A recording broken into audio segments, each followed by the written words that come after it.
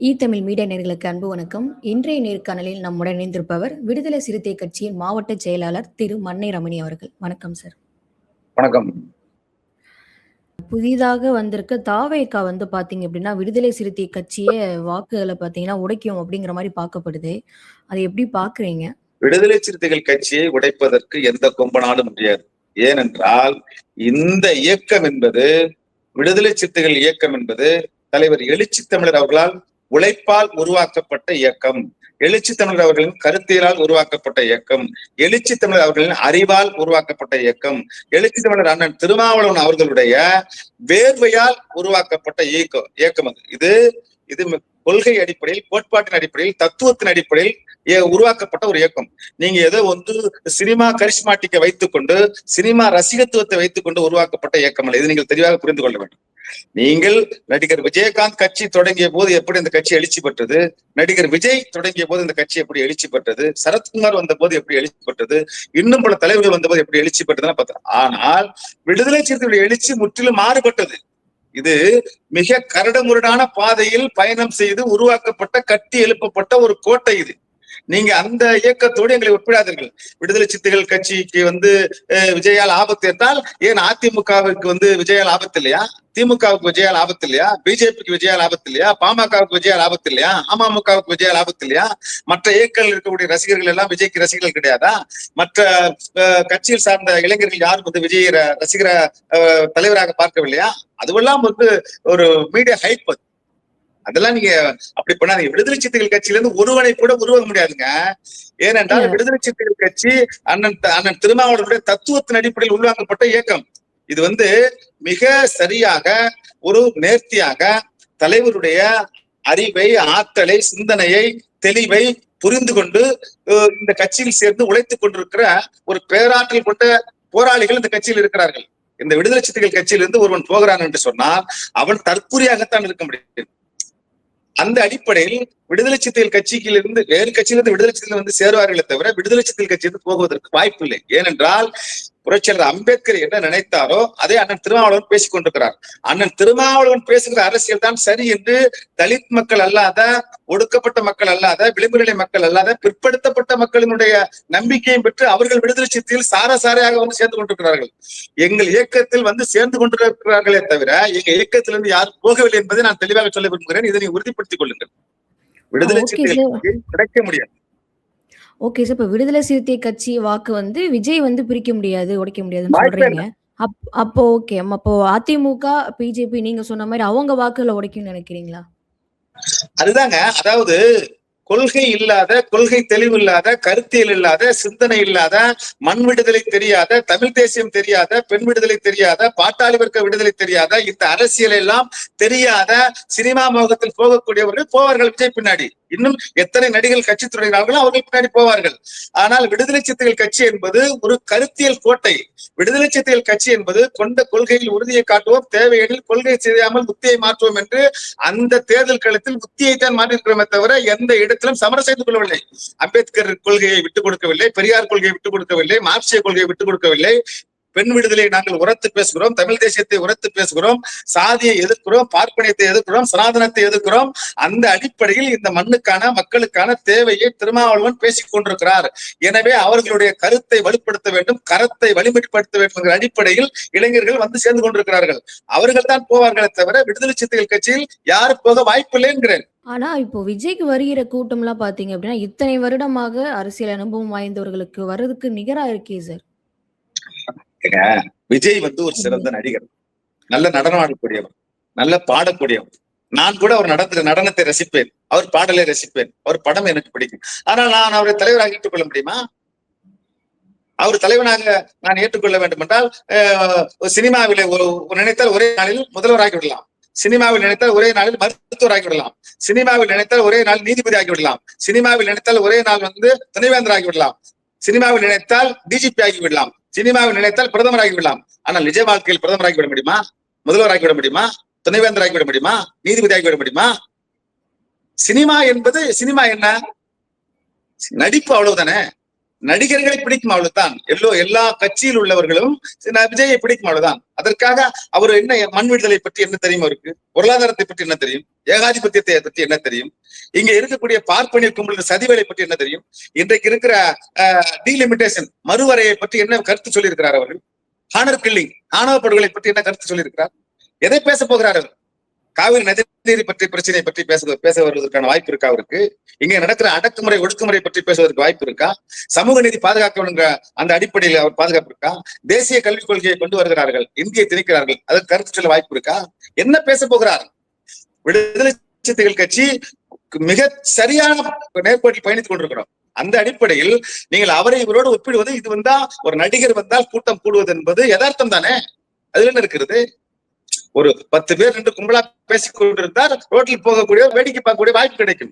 அப்படி ஒரு நல்ல நாடு இருந்த நடிகர் அவர், சிறந்த நடிகர் அவர், அதிகமான சம்பளத்தை பெற்று படிக்கக்கூடிய நடிகர் அவர் வருகிற போது கூட்டம் வரதான செய்யும். அதுல என்ன இருக்கிறது? அதுல என்ன ஆச்சரியம் இருக்குது? அது ஒன்றும் இல்லையா.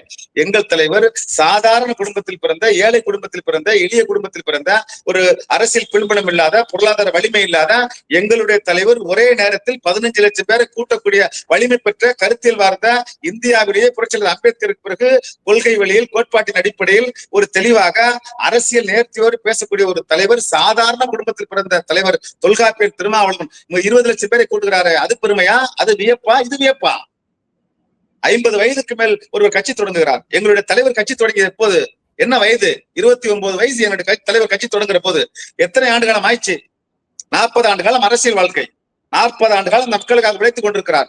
பிற்படுத்தப்பட்ட மக்களுக்காக, ஒடுக்கப்பட்ட மக்களுக்காக, சிறுபான்மை மக்களுக்காக, கிறிஸ்துவ மக்களுக்காக, இன்றைய ஏகாதிபத்தியத்தை எதிர்ப்பதில் மிக சரியாக செயல்பட்டு கொண்டிருக்கிற எங்க தலைவருடைய அரசியல் எங்க, அவருடைய அர்ப்பணிப்பு எங்க, அவருடைய அனுபவம் எங்க, அவருடைய அனுபவம் என்ன சொல்லுங்க. இதெல்லாம் மக்கள் புரிந்து கொள்ள வேண்டும், இளைஞர்கள் புரிந்து கொள்ள வேண்டும். யாரை யாரோடு ஒப்பிடுகிறீர்கள்? ஒரு கரிஸ்மாட்டிக்கான லீடர் 50 லட்சம் பேரை கூட்டுகிறார், 5 லட்சம் பேரை கூட்டுகிறார் என்பது வியப்பல்ல. ஒரு சாதாரண ஒரு மனிதன் ஒரு இயக்கத்தை கட்டி, அம்பேத்கரிய பெரியாரிய அரசியலை பேசி, இந்த சாதிய அடக்குமுறையில், ஒடுக்குமுறையில், இரட்டடிப்புகளில், ஊடக இரட்டடிப்புகளில், இன்றைக்கு ஆட்சியாளர்களுடைய இரட்டடிப்புகளில், இன்றைக்கு தலை நிமிர்ந்து நடக்கக்கூடிய இந்திய அரசியலை, தமிழ்நாட்டு அரசியலை தீர்மானிக்கக்கூடிய, இந்திய அரசியலின் திசைவெளி போக்கை மாற்றக்கூடிய ஒரு ஆற்றல் வாய்ந்த தலைவராக இருக்கிற விடுதலை சிறுத்தைகள் கட்சி தலைவர் அண்ணன் திருமாவளவனுடைய அரசியல் பிரவேசம் எங்க? அவரிடம் எங்க? ஒப்பிட்டு பார்க்க வேண்டும். அவருக்கு வரக்கூடிய தொண்டர்கள் எல்லாரும் பாத்தீங்க அப்படின்னா, அது எல்லாமே வாக்கு அவருக்கு போகாதுன்னு சொல்ல வரீங்களா? அதாவது குறைந்தபட்சம் ஒரு தொகுதிக்கு 5000 ஓட்டு வாங்குவதற்கான வாய்ப்பு இருக்கு. அதுல மறுக்க முடியாது. ஆனால் அதே நேரத்தில் அந்த ஓட்டு பயன் என்ன? அந்த ஓட்டின் பயன் என்ன? அவர் என்னவாக மாறப் போகிறார்? அவர் என்ன பேச போகிறார் என்பதையெல்லாம் பார்க்க வேண்டும் அல்லவா அந்த இளைஞர்களுக்கு நான் மெத்த பணிவோடு சொல்ல விரும்புகிறேன். உங்கள் தலைவர் அவர்கள் என்ன அரசியலை முன்னெடுக்க போகிறார்? யாருக்காக பேச போகிறார்? யாருக்காக குரல் கொடுக்க போகிறார் என்பதெல்லாம் கேள்வி எழுப்ப வேண்டுமா வேண்டாமா? அவர்களை நான் கேட்கிறேன். அவர்கள் நம்ம சகோதரர்கள் தான். பெரம்பூர்ல கூட வீடு வீடா போயிட்டு அங்க இருக்கிற பெண்கள் கிட்ட போயிட்டு அங்க என்ன குறை அப்படின்னு சொல்லிட்டு கேட்டுதான் பார்க்கப்படுது சார். அதாவதுங்க, நான் என்ன சொல்றேன்னா, எல்லாமே சரிதான். ஆனால் அவர் யாருக்கான சக்தியா பரிணமிக்க போகிறார்? எஸ்ஐஆர் பற்றி அவருடைய கருத்து என்ன? ஒரு தலைவர் டீலிமிட்டேஷன், தொகுதி மறுவரையறை, அதை பற்றி என்ன பேச போறாரு? சமூக நீதிக்கு மிகப்பெரிய ஆபத்து வருகிறது.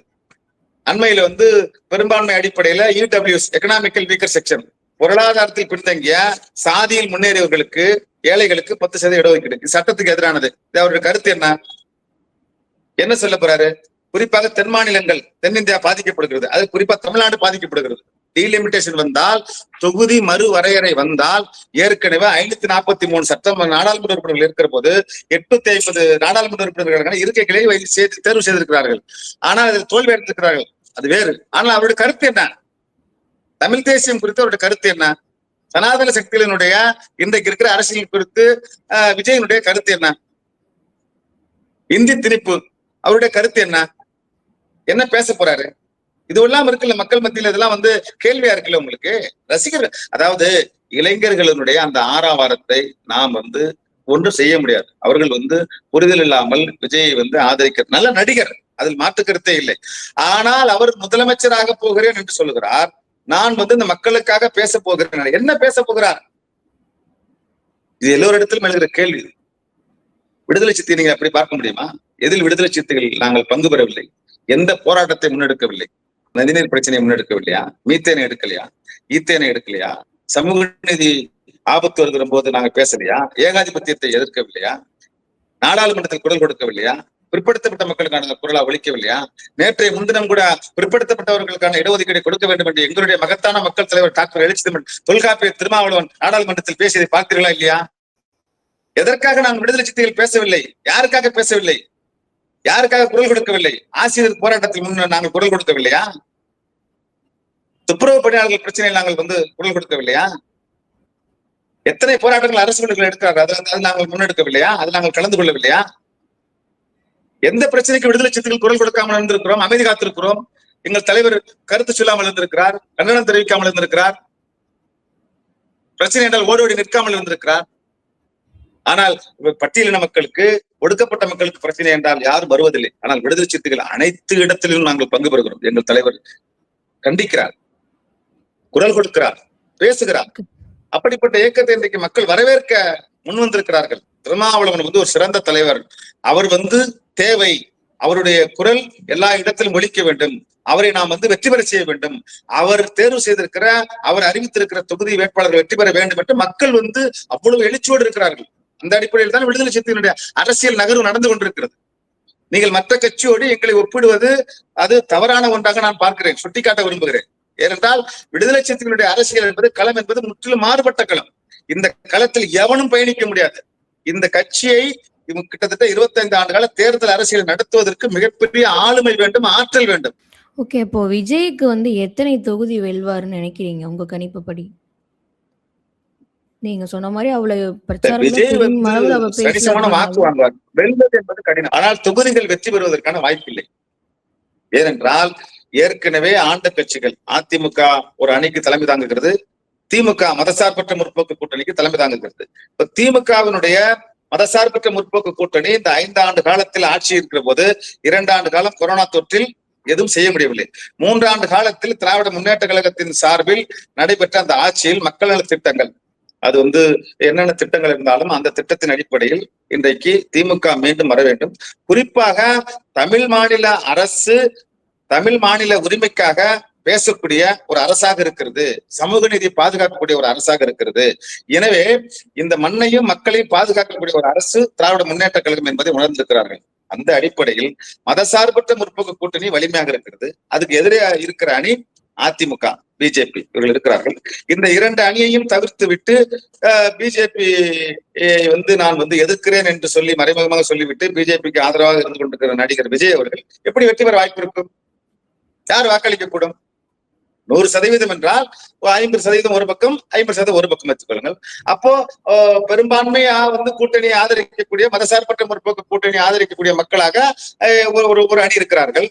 அப்போ 60% மதசார்பற்ற முற்போக்கு கூட்டணியை ஆதரித்தால் 40% என்டிஏ கூட்டணி ஆதரிப்பார்கள். அப்ப என்டிஏ கூட்டணிக்கு பிஜேபி, அதிமுக தலைமை தாங்குகிறது. இன்னும் பிற கட்சிகள் நாம் தமிழர் இருக்குது, விஜய் இருக்கிறாரு, இன்னும் பிற கட்சிகள் இருக்கு. இதுவெல்லாம் எப்படி இந்த அணியை வீழ்த்துவதற்கு வாய்ப்பு இருக்கு? அவர்கள் தனியா வாக்கு வாங்குவார்கள் வா, அதிமுக வாக்குகள் வாங்க, அப்போ நாம் தமிழர் வாக்குகளை வாங்கும். எப்படி அவர்கள் வெல்ல முடியும்? எப்படி சாத்தியம்? அது லாஜிக்கே தப்பு இல்ல. அது அவர் நிக்கக்கூடிய 2 தொகுதி எப்படி இருக்கும்னு நினைக்கிறீங்க? அவருக்கு கிழக்கு, அவர் நிற்கக்கூடிய தொகுதியில வெற்றி பெறுவது கடினம். அவரை வெற்றி பெற முடியும். இப்போ 10 பேர் இருக்கிறவங்க, 10 பேர்ல 7 பேர் ஒரு பக்கம் இருக்காங்க, 3 பேர் ஒரு பக்கம் இருக்கிறாங்க. 3 பேர் பக்கம் நிக்கிறது வெற்றி பெறுமா? 7 பேர் பக்கம் நிக்கிறது வெற்றி பெறுமா? அவர் தொகுதியிலே அவருக்கு கடினமா தான் இருக்கும்னு சொல்ல வரீங்களா? எப்படி அதான் அவருக்கு வெற்றி பெறுற வாய்ப்பு நீங்க சொல்லுங்கன்னு கேக்குறேன். எந்த அடிப்படையில் வெற்றி பெறாரு சொல்லுங்க. மிகப்பெரிய ஜாம்பவான்கள் 2 அணி இருக்குங்க. மதசார்பற்ற முற்போக்கு கூட்டணி ஏற்கனவே ஆண்ட கட்சி, இப்ப கரண்ட்ல இருக்கு, அது ஒரு அணி. அதிமுக ஏற்கனவே ஆண்ட கட்சி, எதிர்கட்சியா இருக்கிற கட்சி, அது ஒரு அணி. நாம் தமிழர் ஒரு அணி, விஜய் ஒரு அணி, இன்னும் பிற கட்சிகள் இருக்கிறாங்க. எப்படி வெற்றி பெற நீங்க சொல்லுங்க, வாய்ப்பு சொல்லுங்க, நான் தெரிஞ்சுக்கிறேன். விஜய் வெற்றி பெறுவதற்கான வாய்ப்பு எனக்கு சொல்லுங்க, நான் தெரிஞ்சுக்கிறேன். இல்ல, ஒரு சில பேர் கருத்து கணிப்பு படி பாத்தீங்கன்னா, சர்வே படியும் பாத்தீங்கன்னா, ஏதாவது 2ல ஒரு தொகுதியாவது வெற்றி பெறதுக்கு வாய்ப்பு இருக்குங்கிற மாதிரி சொல்லப்படுது. நான் என்ன கேக்குறேன்னா, திராவிட முன்னேற்ற கழகத்துக்கு 234 தொகுதியிலையும் 12,588 ஊராட்சிகளிலையும் கிளைகளை கொண்டிருக்கிற ஒரு பேரியக்கம். அதே போன்று விடுதலை சிறுத்தைகள் கட்சி 234 தொகுதியிலையும் 12,588 ஊராட்சிகளிலையும் கிளைகளை கொண்டிருக்கிற விடுதலை சிறுத்தைகள் கட்சி. சரிங்களா? இப்போ ஏற்கனவே வலிமை வாய்ந்த கட்டமைப்பு வைத்திருக்கிற திமுக ஒரு பக்கம், அதிமுக ஒரு பக்கம். விஜய் நேத்து வந்துட்ட பிறகு நான் எல்லாத்தையும் ஜெயிச்சிட முதல்வர் ஆனா என்னங்க, எப்படிங்க ஏற்க முடியும்? இது லாஜிக்கே தப்பு இல்லையா? அது எப்படி வெற்றி பெறாரு நீங்க சொல்லுங்க? அப்போ திமுகவில் இருக்கிறவங்க அதிமுக இருக்கிறவங்க 2 பேரும் சேர்ந்து விஜய் ஓட்டு போட்டுருவாங்களா? சொல்லுங்க நண்பா, சொல்லுங்க. இல்ல நான் மக்களோட பார்வையில இருந்தா இந்த கொஸ்டின் உங்கள்ட்ட கேட்கிறேன். 2ல ஒரு தொகுதி வெற்றி பெறதுக்கு வாய்ப்பு இருக்கு. உங்களுடைய அதுதான் பார்வையில இருந்து மக்களோட பார்வையில இருந்தாக்கா பெரும்பான்மையாக இருக்கக்கூடிய மக்கள் இந்த 2 கட்சிக்கு இருக்கிறாங்க. விஜய்க்கு எப்படி ஓட்டு போடுவாங்க? ஓகே. அப்ப அங்க விஜய்க்கு அங்க வாக்கு கிடைக்காதுன்னு சொல்றீங்களா? 2 இதுல 1 கூட கிடைக்கிறதுக்கு வாய்ப்பே இல்ல வாக்கு அப்படின்னு. கணிசமான வாக்கு வாங்குவாரு. கணிசமான வாக்கு வாங்குவாரு. அது மாற்று கருத்து இல்லை. ஆனால் வெற்றி பெறுவதற்கான வாய்ப்பு இல்லையா? Okay sir. பல்வேறு தகவல எங்க நேயர்களுக்கு ஷேர் பண்ணியிருக்கீங்க. மிக்க நன்றி சார். தொடர்ந்து பேசுவோம் சார். மகிழ்ச்சி. நன்றி.